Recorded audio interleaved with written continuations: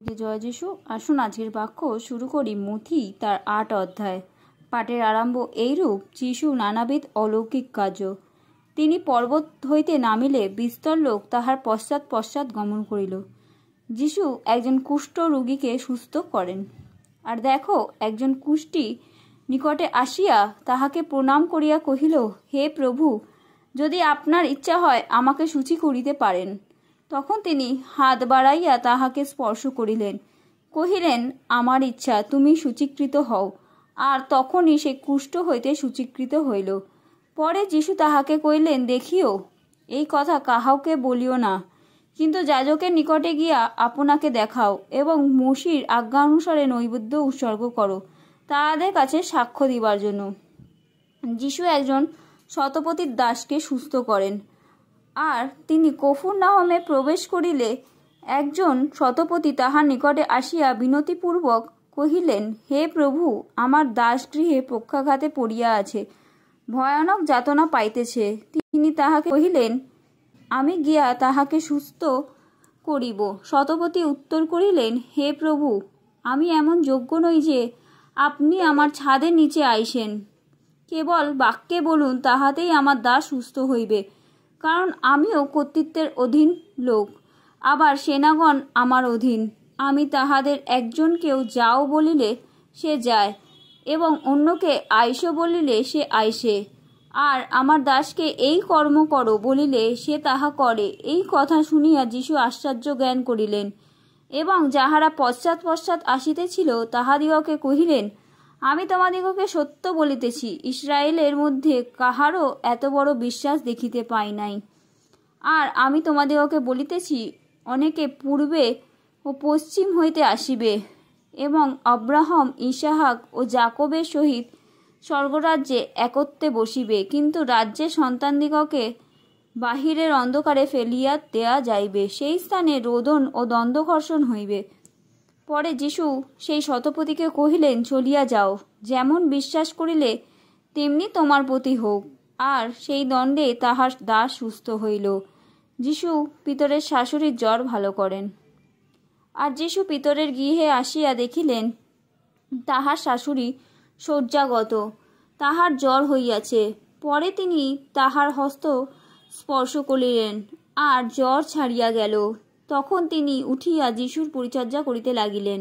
আর সন্ধ্যা হইলে লোকেরা অনেকে ভূতগ্রস্তকে তাহার নিকটে আনিল।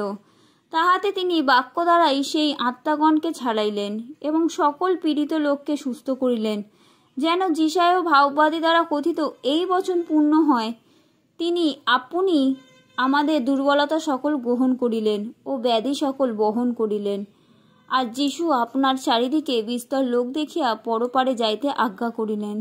তখন একজন অধ্যাপক আসিয়া তাহাকে কহিলেন, হে গুরু, আপনি যে কোনো স্থানে যাইবেন, আমি আপনার পশ্চাৎ পশ্চাৎ যাইব। যিশু তাহাকে কহিলেন, শৃগালদের গর্ত আছে এবং আকাশের পক্ষীগণের বাসা আছে, কিন্তু মনুষ্যপুত্রের মস্তক রাখিবার স্থান নাই।